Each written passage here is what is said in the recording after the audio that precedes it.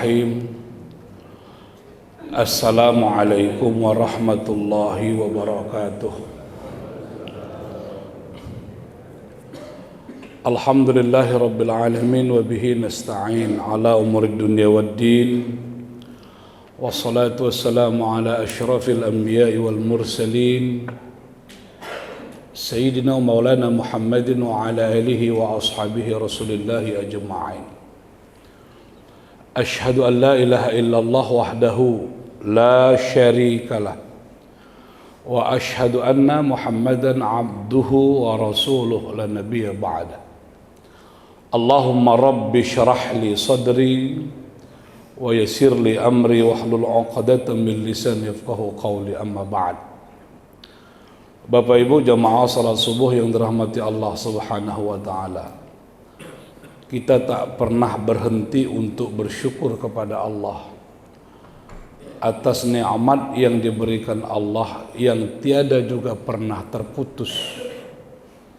Apakah nikmat, apakah rezeki yang selalu kita minta, yang selalu kita mohonkan, ataupun nikmat, rahmat yang Allah tetap berikan walaupun kita tak minta, walaupun tidak masuk dalam item doa-doa kita, tapi Allah tetap memberikannya kepada kita. Itulah penjelmaan dari nama Allah Al-Wahhab. Kalau Ar-Razzaq, Allah beri apa yang kita minta.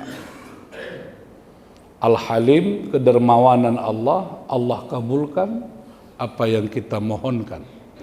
Tapi Allah sebagai Al-Wahhab, kita tak minta, kita tak sampaikan itu kepada Allah, tapi Allah tetap berikan kepada kita karena Allah lebih tahu apa sesungguhnya yang kita perlukan dalam hidup ini.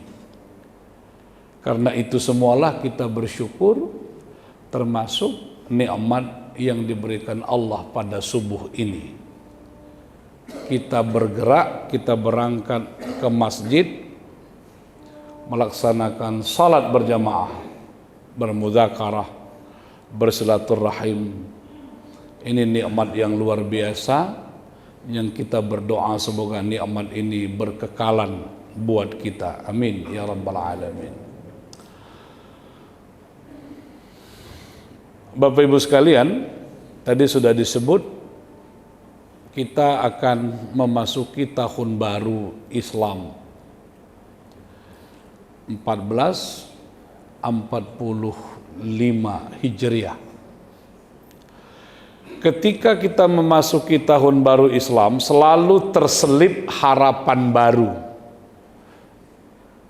Harapan akan perubahan yang besar terjadi pada umat ini. Namun sekian banyak kita melewati hari-hari pergantian tahun baru ke tahun baru berikutnya, harapan tak kunjung datang. Dan itu sudah dikaji oleh para ahli. Salah satunya adalah apa yang dituliskan oleh Ali Al-Allawi dalam bukunya yang berjudul Krisis Peradaban Islam. Dia bilang hampir 300 tahun orang Islam mengkaji kenapa dia tak maju, kenapa dia mundur, lalu diberikan jalan keluar, tapi pada saat yang sama tak juga kita bisa bangkit. Ali Al-Allawi itu mengatakan problem orang Islam itu adalah ketika spiritualitas berpisah dari seluruh aktivitas umat. Spiritualitas itu bisa kita sebut Bapak Ibu aspek rohani. Misalnya ada orang sholat, ada orang beribadah, tapi sesungguhnya yang ibadah itu adalah hanya aspek lahir. Aspek batinnya tidak ikut. Sederhananya, kenapa ada orang yang sholat tapi masih sombong? Ada orang yang sholat masih angkuh. Dia sholat. Jawabannya yang bergerak itu adalah fisiknya. tapi batinnya tidak, ruhnya tidak, kolbunya tidak. Memang dia meletakkan kepalanya sejajar dengan kakinya dalam sujudnya, tapi kolbunya tidak ikut sujud kepada Allah. Karena kolbunya tak ikut sujud kepada Allah, tetap saja dia menjadi orang sombong. Karena yang membuat kita sombong itu bukan bentuk badan. Memang kadang-kadang ada bentuk badan orang ini bahunya naik, lalu kita bilang dia sombong, padahal memang begitulah bentuk badannya. Gaya jalannya petentengan, gaya jalannya menunjukkan, memang tak bisa dia rubah tuh. Padahal itu tak bisa jadi ukuran orang sombong tak sombong. Sombong itu masalah kolbu. Dan sombong itu tak mesti kita berhadapan dengan orang, kita sendiri dalam kamar pun kita bisa menjadi sombong. Paling tidak anaknya sombong. Apa anaknya sombong? Ujub. Begitu dia hendak sholat ke masjid, mau bergerak ke masjid, berdiri dia di depan kaca sebentar.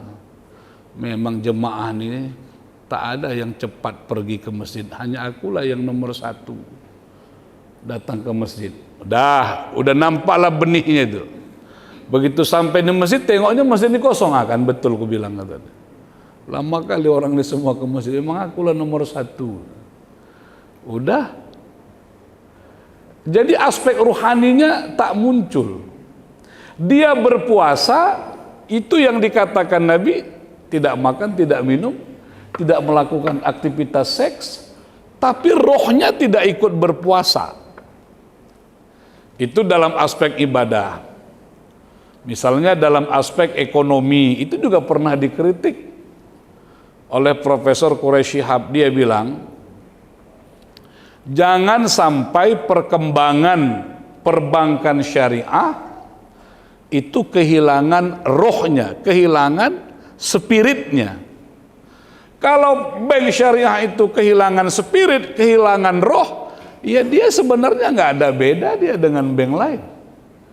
Ketika dia disebut syariah, syariah itulah jadi rohnya, syariat itulah jadi spiritnya. Begitu pula lah Bapak Ibu dalam seluruh aktivitas kehidupan.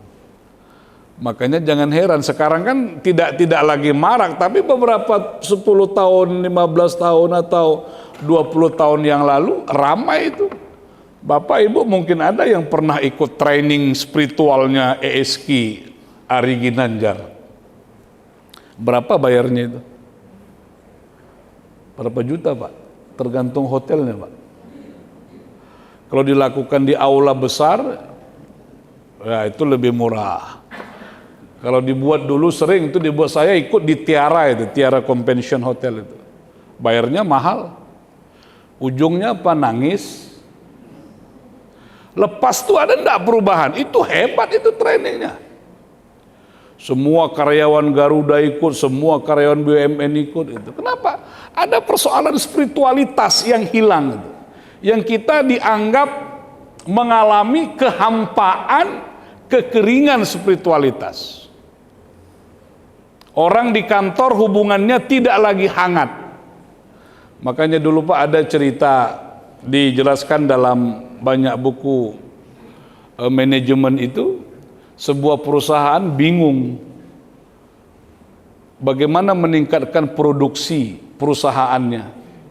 Dicari konsultan dari berbagai macam negara yang ahli-ahli dipanggil. Ada yang bilang kasih fasilitas, ada yang bilang macam-macam, sampai diatur sedemikian rupa. Mereka absen, tidak lagi manual, tidak lagi pakai tangan. Semuanya sudah otomatik. Komunikasi tidak lagi melalui lisan, tapi pakai email, pakai surat elektronik dan macam-macam lah. Namun produksinya tidak meningkat juga. Fasilitas beasiswa diberikan, rumah diberikan, mobil diberikan, kenaikan gaji diberikan. Tidak juga. Ahli-ahli diundang, bagaimana ini meningkatkan produktivitas perusahaan ini?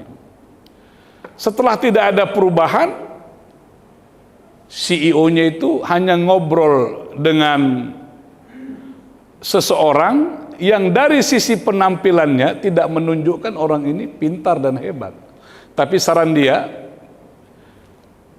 bangun kehangatan dalam perusahaan Anda itu. Caranya bagaimana? Kembali seperti semula. Absennya itu absen yang membuat orang antri, tapi ketika mereka antri, mereka bertemu dengan teman-temannya, mereka bisa berkomunikasi satu dengan lain. Surat-surat perintah-perintah tidak lagi dilakukan lewat surat elektronik. Mereka lebih banyak bertemu, briefing, saling bicara, saling menyapa dan seterusnya. Terbangunlah suasana yang hangat di perusahaan itu. Relasi yang semakin bagus. Orang ketemu, gimana kabarnya anak-anak, di mana anak yang paling besar sekarang. Itu yang terjadi di perusahaan itu. Akhirnya ada semangat baru di dalam bekerja, produktivitasnya terjadi peningkatan yang luar biasa. Itu yang disebut bahwa manusia ini ada aspek-aspek yang tidak bisa diabaikan, itulah yang disebut ruhaninya. Jiwanya, soulnya itu sendiri. Itu menurut Ali Al-Allawi. Kalau orang Islam mau bangkit, tumbuhkan spiritualitas pada dirinya. Jauh ke belakang Bapak Ibu sekalian, Shakib Arslan ditanya oleh seorang ulama dari Kalimantan. Pertanyaannya sederhana saja. Lima takharal muslimuna wa taqaddama ghairu. Kenapa orang Islam itu mundur sedangkan yang lain bisa maju?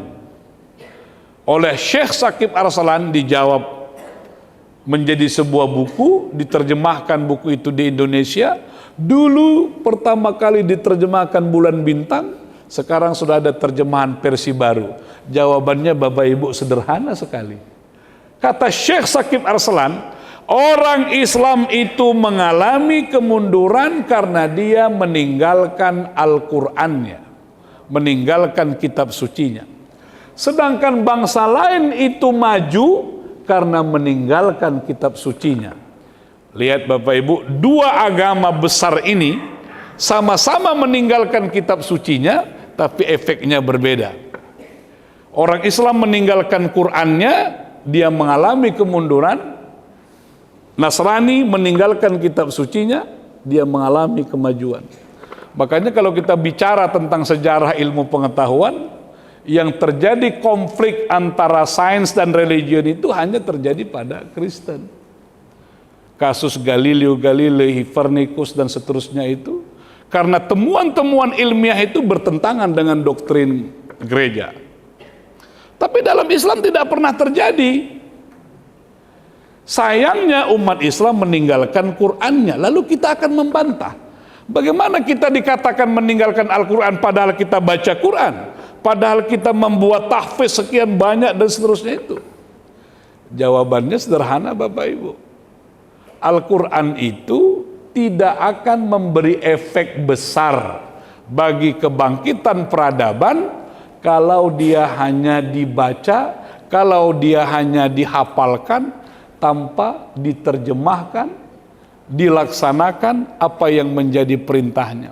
Makanya Bapak Ibu, saya tak pernah berhenti mengungkapkan tentang Syekh Ahmad Dahlan itu. Kalau kita bicara kenapa Muhammadiyah bisa seperti sekarang ini, dia punya banyak sekolah, dia banyak rumah sakit, itu kan sederhananya pembacaan terhadap surah Al-Ma'un. Ara'aital ladzi yukadzibu biddin.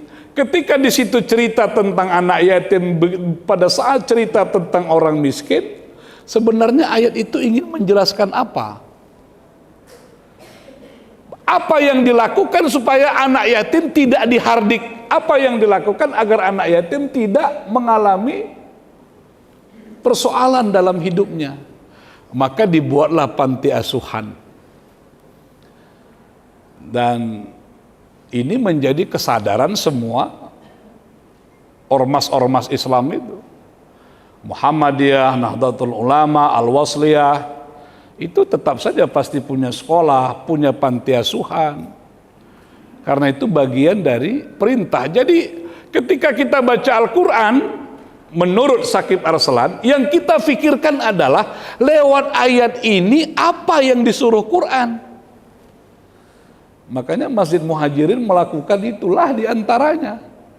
Misalnya ketika Al-Quran menjelaskan bagaimana mu'allaf itu harus diberi zakat, itu maknanya bukan mu'allaf disantuni sebatas itu, tapi bagaimana dia ditumbuhkan untuk tidak lagi menjadi mu'allaf.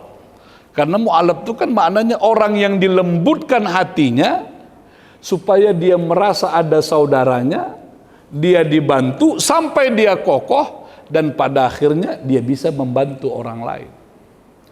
Jadi Bapak Ibu, itu menurut Syakib Arslan itu seperti itu. Tapi orang Islam tidak melaksanakan Al-Quran sedemikian rupa. Pada saat dibaca Al-Ahzab 59, An-Nur 30, 31 tentang aurat, apa yang harus ditutup pada wanita, itu pesan ayatnya apa? Apakah sekedar menutup aurat atau kita disuruh membangun industri tekstil? Apakah itu tidak bermakna bahwa perancang busana harus merumuskan busana muslimah itu? Sayangnya kita hanya nangkap, ini ayat nyuruh nutup aurat. Jilbabnya siapa yang buat? Busana muslimahnya siapa yang buat? Industrinya siapa yang buat? Kira-kira begitu Bapak Ibu yang problem-problem kita itu. Nabi mengatakan berbukalah dengan yang manis. Yang kita pahami kurma. Orang produksi teh botol sosro. Orang buat teh minuman-minuman yang lain. Itu juga yang kita beli, yang kita tahu hanya yaitu tadi, teh manis. Padahal ayat itu, hadis itu sesungguhnya tidak berdiri sendiri. Ada pesan-pesan lanjutan itu. Siru fil ar fanduru kaifa kana akibatul mukadzibin. Berjalanlah kamu di muka bumi, lihatlah apa yang ada di muka bumi. Itu perintahnya. Hanyakah sekedar kita berjalan atau buatlah travel, buatlah biro-biro perjalanan. Buatlah pariwisata halal, cuman itulah masalah. Kemarin waktu seminar di MUI, salah satu yang kita sebut itu, potensi besar itu adalah pariwisata halal. NTB sudah buat, Sumatera Barat sudah buat, Aceh sudah buat. Sumatera Utara begitu di launching Danau Toba sebagai wisata halal, meledak, puam, orang protes. Kenapa? Salah dalam menjelaskan juga. Mohon maaf. Saudara-saudara kita itu katanya Pak, orang-orang Cina itu salah satu alasan orang itu enggan masuk Islam karena kita salah menjelaskan. Kita selalu mengatakan Islam itu terdiri dari 5 perkara. Mundurlah orang tuh. Berapa satu perkara? Ini tambah 5 perkara, mak jadi masalah itu. Karena memang kita menjelaskan Islam itu 5 perkara itu. Wisata halal itu salah tangkap oleh sebagian orang Islam, lalu itu dikomunikasikan, ditangkap oleh non-muslim, jadilah dia blunder akhirnya. Wisata halal maknanya bukan tidak ada yang haram. Bagaimana kita mungkin buat di Danau Toba wisata halal tak ada yang haram? Nggak bisa. Yang dimaksud dengan pariwisata halal atau halal tourism itu adalah orang Islam punya jaminan untuk membuat pilihan bahwa makanan yang dia akan santap itu dijamin kehalalannya. Hotel yang dia masuki tidak bercampur dengan hal-hal yang haram. Kalau ada hotel yang masih menyelenggarakan hal-hal yang haram itu silakan aja. Tapi karena orang Islam punya daftar, kalau datang ke Danau Toba ini restorannya yang halal itu yang dia dijamin nyaman di situ, ini hotelnya yang dia dijamin nyaman di situ, itulah pilihan-pilihan yang ada padanya. Turis Malaysia, Arab Saudi datang ke Danau Toba tak ada lagi keraguan apapun. Tapi turis dari mancanegara, dari Eropa datang ke Danau Toba, silakanlah mereka memilih hotel-hotel yang tidak seperti pilihan turis-turis Malaysia.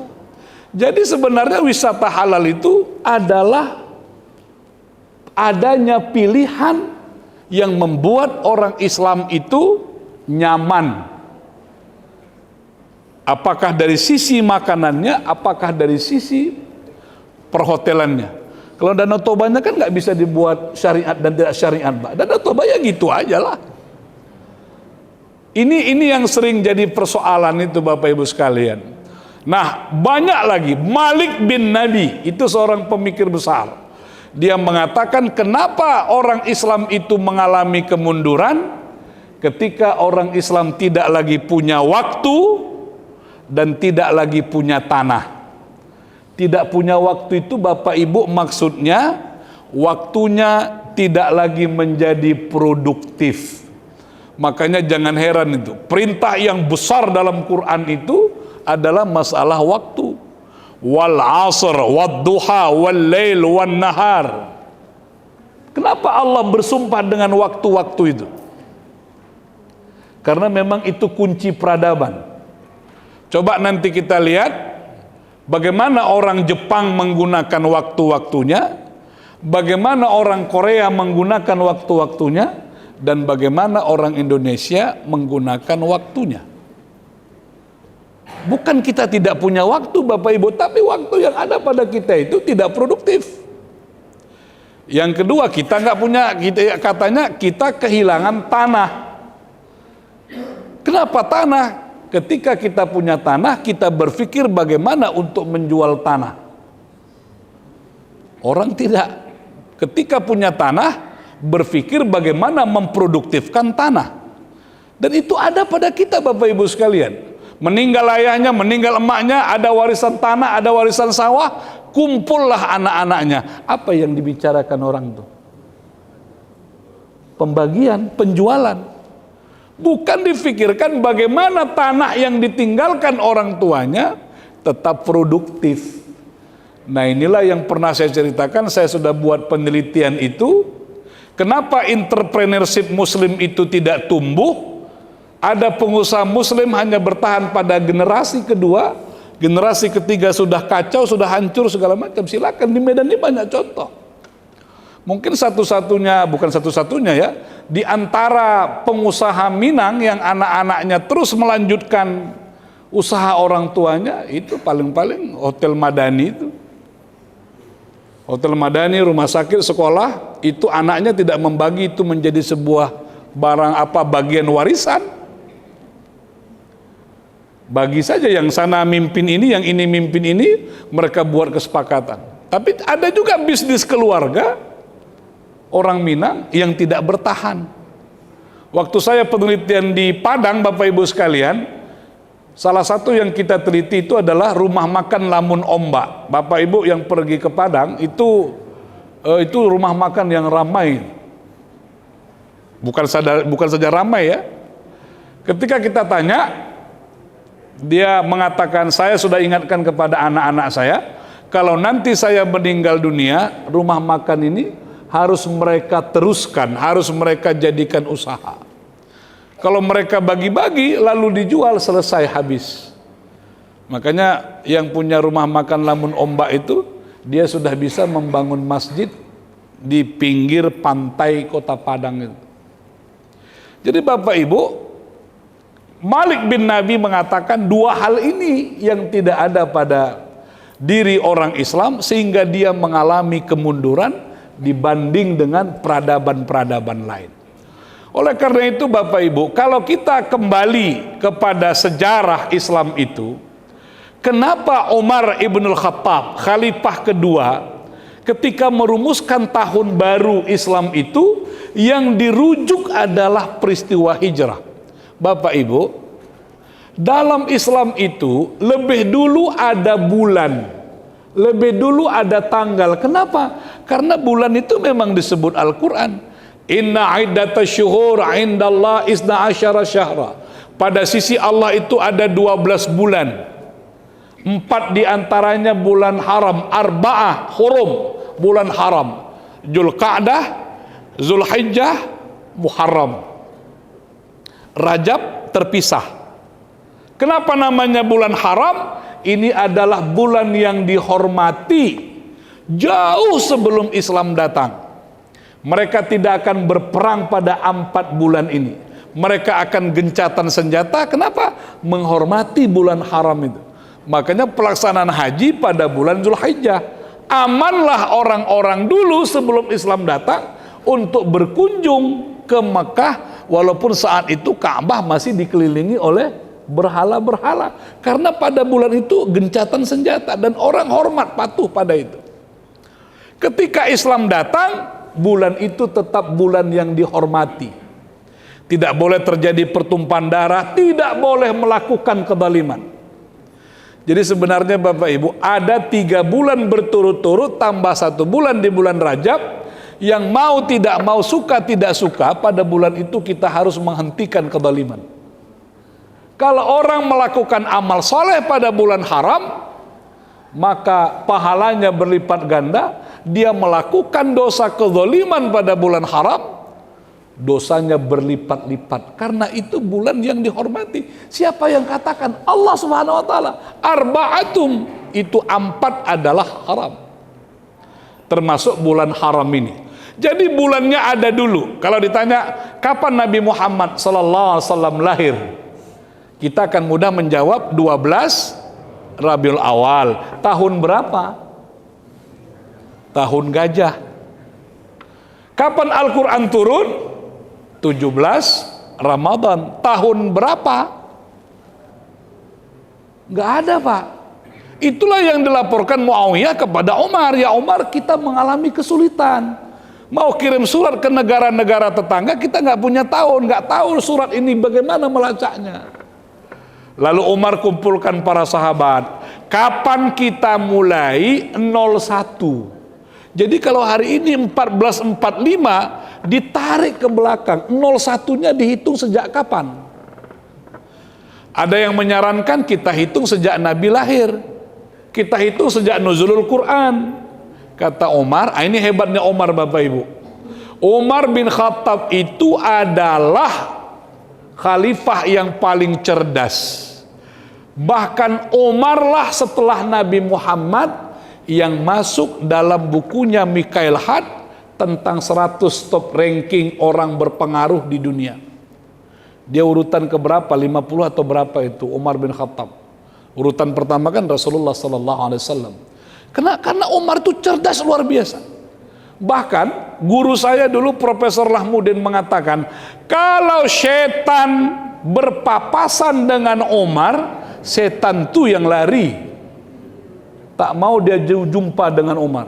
Tapi kalau setan itu jumpa dengan awak, ini mangsa baru, kata setan itu. Karena kita mudah. Kalau Umar tidak.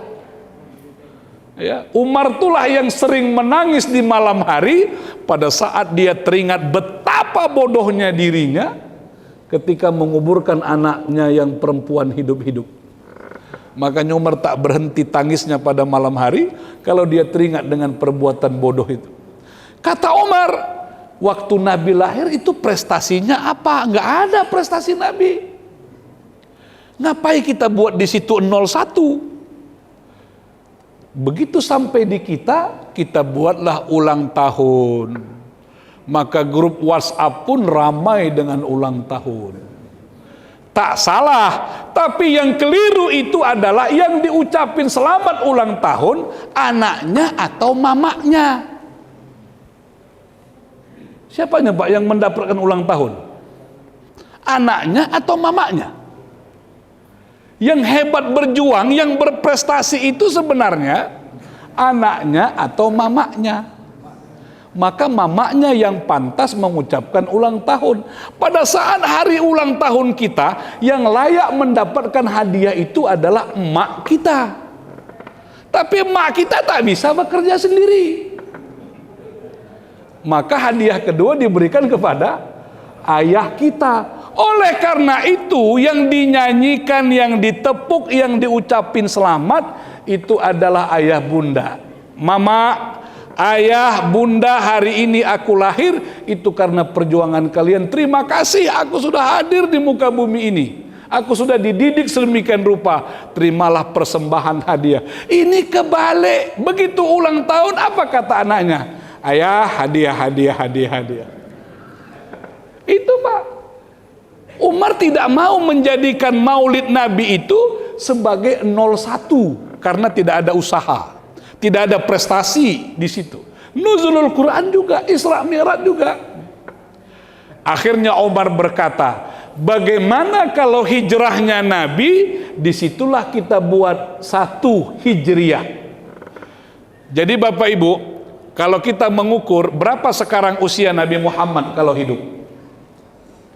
Usia Nabi Muhammad 1445 tambah 52, itulah usia Rasulullah lebih kurang saat ini. Karena 1 Hijriahnya itu dihitung pada saat Nabi hijrah dari Makkah ke Madinah. Kenapa ini yang dihitung? Inilah merupakan perjuangan yang paling berat dihadapi Nabi. Sebenarnya Pak, perjuangan yang berat dihadapi Nabi itu bukan peperangan, tapi hijrah itu sendiri. Makanya Fazlur Rahman, seorang pemikir Pakistan, mengatakan hijrahnya Nabi Muhammad dari Makkah ke Madinah itu adalah titik balik peradaban Islam. Di Makkah 13 tahun Nabi dakwah, berapa orang yang masuk Islam? Enggak lebih dari hitungan jari, 13 sampai 20 orang saja Pak. 13 tahun dakwah. Baru di akhir-akhir banyak yang ikut, itu pun orang-orang lemah. Lalu Nabi hijrah. Nah, ayat idza jaa nasrullahi wal fath wa ra'aitan nasa yadkhuluna fi dinillahi afwaja, itu ayatnya menjelaskan apa, Pak? Itu ayat yang menjelaskan pada saat futuh Makkah. Dari Madinah Nabi balik ke Makkah, menaklukkan Makkah, menyingkirkan berhala di Makkah. Nabi berdiri di situ. Siapa yang masuk ke Makkah, siapa yang masuk ke Ka'bah aman, siapa yang masuk ke rumah Muawiyah aman.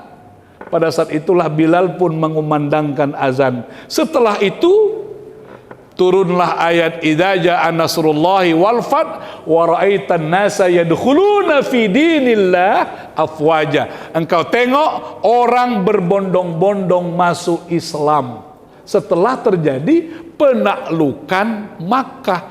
Jadi Makkah itu ditaklukkan lewat Madinah. Lewat Madinah.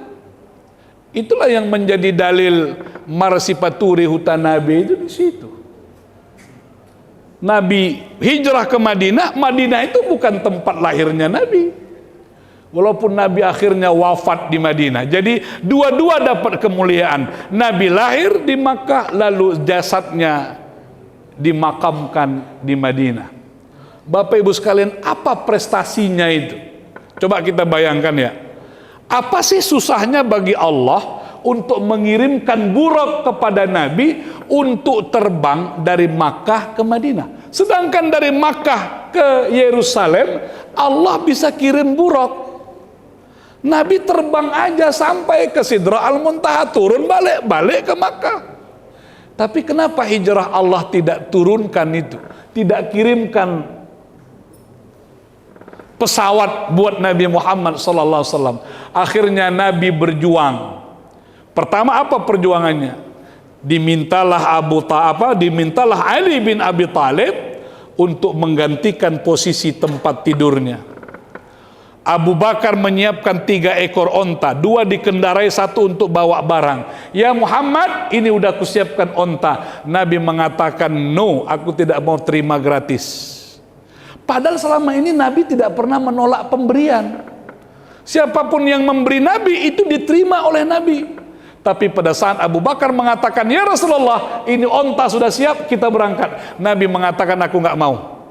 Aku mau beli onta sendiri. Kalaupun ini harus kupakai, ini uangnya. Kira-kira begitu Bapak Ibu sekalian. Kenapa? Nabi ingin menunjukkan kalau ingin sebuah perubahan, nggak ada perubahan yang gratis, nggak ada perubahan yang tanpa pengorbanan. Apa berikutnya? Nabi dibantu oleh pemuda Nasrani yang punya ternak domba yang banyak. Apa itu gunanya? Onta Nabi berjalan di depan, domba-domba yang banyak ini ikut di belakang. Itu adalah strategi saja supaya tapak kaki onta itu menjadi tertutupi, tidak bisa dilacak oleh pemburu-pemburu yang ingin membunuh Rasulullah. Tapi ternyata Bapak Ibu, canggihnya orang Arab itu, walaupun sudah ditutup dengan kaki-kaki domba itu, tetap saja mereka bisa temukan di mana Nabi istirahat. Sampailah para pemburunya itu di Gua Sur itu. Hebat itu Pak ceritanya Pak. Bukan 1 hari 2 hari perjalanan, itu hampir sebulan itu. Ada yang mengatakan 12 hari. Begitu Nabi masuk ke dalam masuk ke dalam gua, ya, barulah Allah turun tangan. Kenapa Allah turun tangan? Untuk ini Nabi tidak bisa lagi melakukan upaya.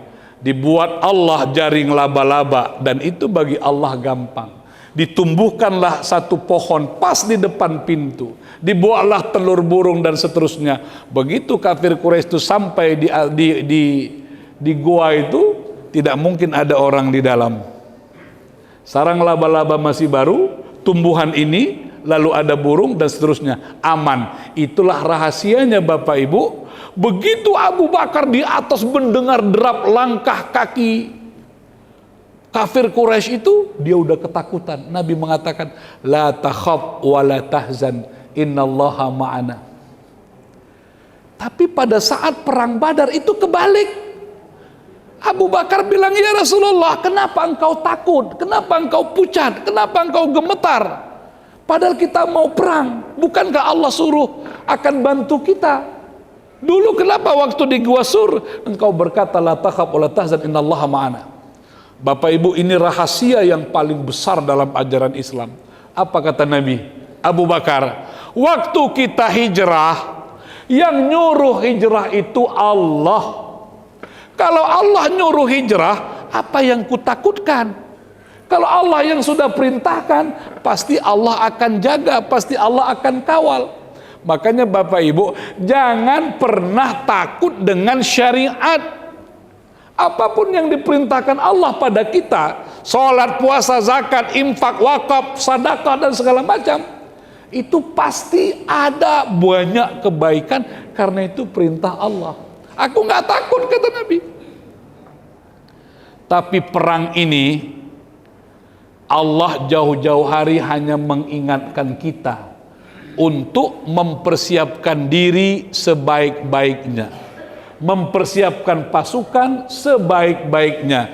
Yang kutakutkan, kata Nabi, kalau persiapan yang kubuat untuk pasukan ini tidak matang, tidak baik, lalu kita kalah, merekalah yang mengalami kehancuran itu.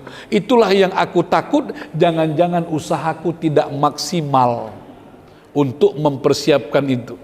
Kalau hijrah nggak ada usaha, nggak ada persiapan yang harus hebat-hebat, sangat tidak. Allah perintahkan berangkat. Insya Allah Allah yang akan atur semua. Setelah itu Nabi berjalan ke Madinah, ke Yasrib waktu itu, berada di Masjid Quba, baru masuk ke Madinah dan merubah nama Yasrib menjadi Madinah. Bapak Ibu sekalian, apa yang kita tangkap? Ketika Umar ibn al-Khattab menetapkan hijrah itu sebagai 01 tahun baru Islam, sebenarnya ingin menjelaskan kepada kita, kalau ingin membuat perubahan dalam hidup, apakah perubahan dalam konteks kehidupan pribadi, keluarga, masyarakat, jamaah, komunitas, atau malah bangsa dan negara ini, tidak ada perubahan pertama tanpa pengorbanan. Tak ada. Tidak ada orang yang berhasil dalam studinya kalau dia tak mengerahkan tenaganya, pikirannya untuk bersiap, untuk belajar sungguh-sungguh. Pengorbanan menjadi penting. Yang kedua adalah kesungguhan. Ada strategi, ada penyerahan diri kepada Allah Subhanahu wa taala. Yang terakhir Bapak Ibu, perubahan itu bukan sekedar kata. tapi action. Makanya begitu Nabi sampai di Madinah, apa yang dibuat Nabi? Yang dilakukan Nabi pertama, merubah nama Yasrib menjadi Madinah. Yasrib itu tak ada makna namanya, tapi Madinah maknanya peradaban. Oleh karena itu saya selalu mengatakan, dan itu kita tulis di dalam buku sejarah masjid ini, dulu pendahulu-pendahulu kita, kenapa ini namanya Masjid Al-Muhajirin? Ya karena orang di sini nggak ada penduduk aslinya. Kita adalah orang-orang yang hijrah, tapi bukan sekedar pindah lokasi. Kita pindah ke bumi asli ini, pindah kemari karena ingin kehidupan yang lebih baik kehidupan sehari-hari maupun kehidupan keagamaan kita. Jadi kalau Bapak Ibu masuk bumi asri, kehidupannya lebih buruk dari sebelumnya, pindah lagi, jangan lama-lama di bumi asri. Itu Pak. Tapi kalau ada orang datang masuk masjid, dia merasa nyaman, merasa bergaul, merasa bermasyarakat, walaupun banjir-banjir dia tak mau pindah. Ini berarti menjadi Madinahnya kita itu. Oleh karena itu Madinah ini harus dijaga. Karena dijaga jangan hanya berhenti pada cakap-cakap. Bapak Ibu, tanggung jawab saya di situ. Saya lihat di grup ada orang kehilangan, banyak warga kehilangan.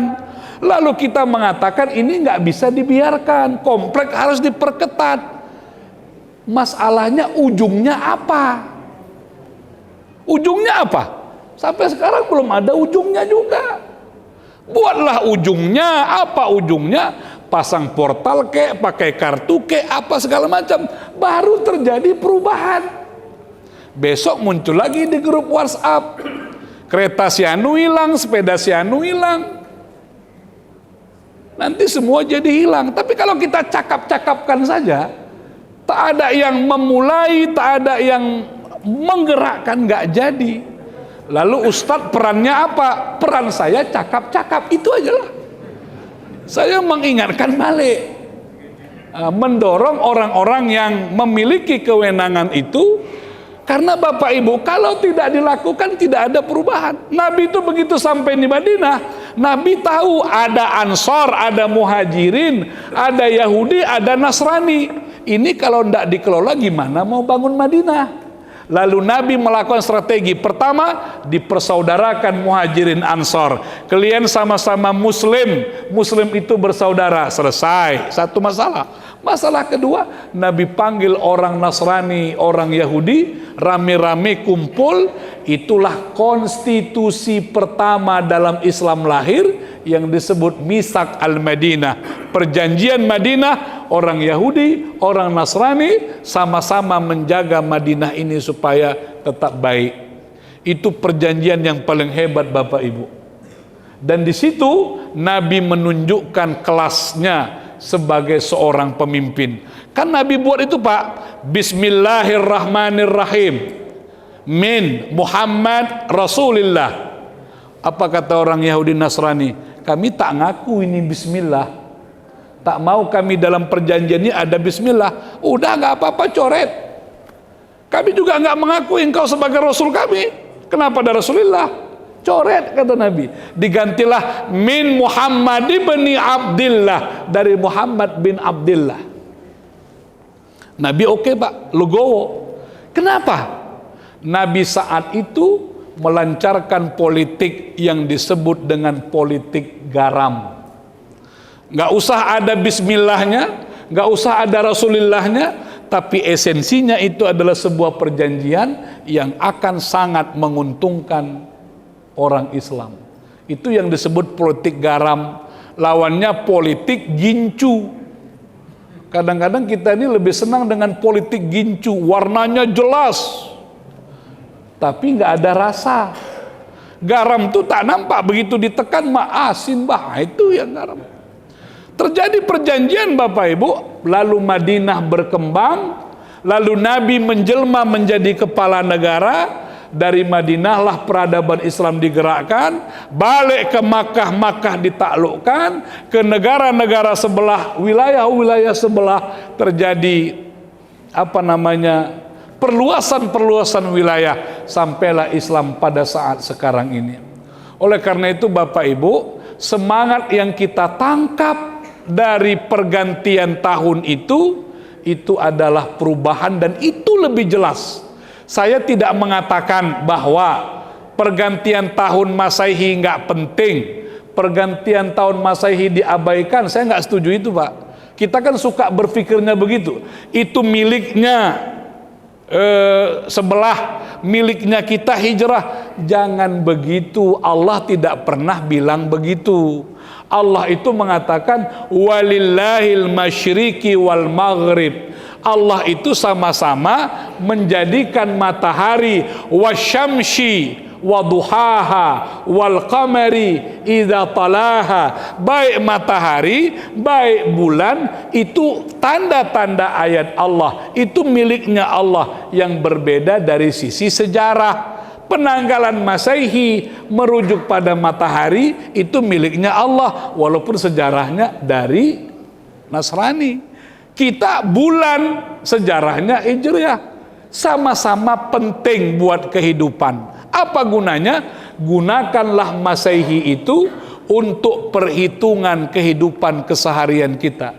Bapak buat pesta, ingin Islami, nggak dibuat tanggal Masehi, dibuatlah tanggal Arab. Kapan pestanya? 27 Muharram. Kirimlah ke seluruh sahabat karib kerabat. Begitu jadwal pesta, kenapa tak ada tamu? Bukan orang tak mau datang, orang tak paham kapan 27 Muharram itu. Ya. Jadi itu udah dibagi Allah. Penanggalan Masehi tidak cocok untuk ibadahnya umat Islam. Yang cocok untuk ibadah itu adalah penanggalan Hijriah. Walaupun nanti insya Allah Muharram ini tak adanya orang beda-beda tuh. Nanti yang ini Muharramnya 18, yang ini nanti Muharramnya 18, 19 nggak ada itu. Kalau udah Muharram udah sama aja itu. Nah, nanti baru puasa Bapak Ibu. Jadi Bapak Ibu sekalian, inilah yang mau kita tangkap sekarang ini, perubahan demi perubahan ke arah yang lebih baik. Sebagai catatan terakhir yang ingin saya katakan Bapak Ibu, Islam itu adalah agama gerak. Islam itu adalah agama dinamis. Makanya kita tidak pernah diberitahu Allah kapan kita sampai pada puncak. Bapak Ibu tidak akan pernah menerima sertifikat orang yang bertakwa. Kita tidak akan pernah menerima sertifikat orang yang beriman, orang yang sabar, orang yang soleh. Nggak ada itu sertifikatnya, Pak. Saya nggak tahu sekarang ada nggak sertifikat haji mabrur. Yang tahu ada sertifikat badal haji, ada sertifikatnya, Pak. Awak membadalkan haji orang tua, nanti untuk membuktikan itu sudah selesai, dikasihnya lah sertifikat, dibuatnya lah laminating. Nah, bayarlah itu, itulah itu yang ada itu. Tapi mabrur nggak ada. Kenapa? Itu by proses. Kita ini pun by proses lah itu, Pak. Makanya dua doa itu kan sering dibacakan, Pak. Yang Ibu, yang pertama, Allahumma khtim a'malana. Ya Allah, jadikan akhir amalku bihusnil khatimah. Banyak orang sering salah tulis di WhatsApp, dibuatnya KH, husnul khatimah. Salah, husnul khatimah. Jadikanlah akhir dari amalku amal yang baik. Jangan mati sedang mabuk, jangan mati sedang main judi, jangan mati sedang berzina, jangan mati sedang bercakap kasar. Awak meninggal dunia sedang sholat, awak meninggal dunia sedang zikir, awak meninggal dunia dalam keadaan melakukan perbuatan baik. Itulah husnul khotimah.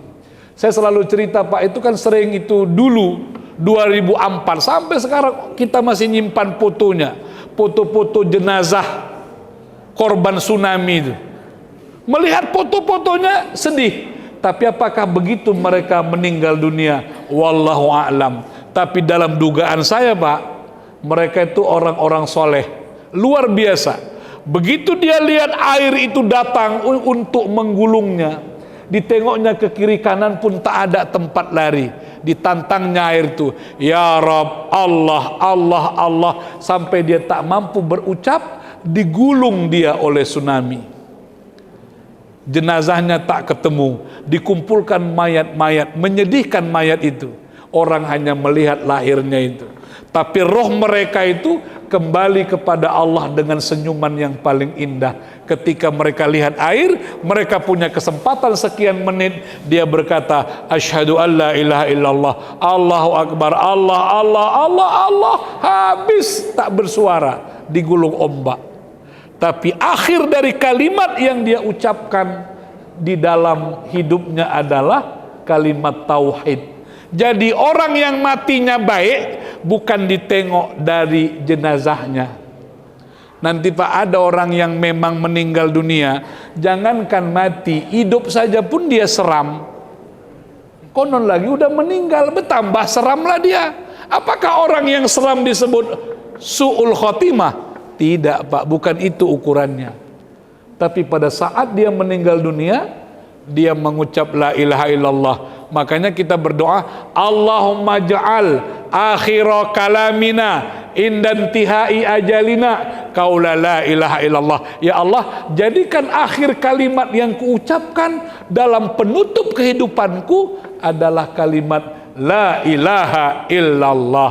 Maka tak boleh tidur sambil mendengarkan musik, apalagi pakai apa namanya? Dengar musik, meninggal, apa dengan musik, tiba-tiba meninggal dunia. Apa terakhir yang dia ingat? Yang terakhir dia ingat itu adalah siapa itu penyanyi dangdut yang hebat-hebat tuh? Dewi Persik. Itulah yang dia ingat.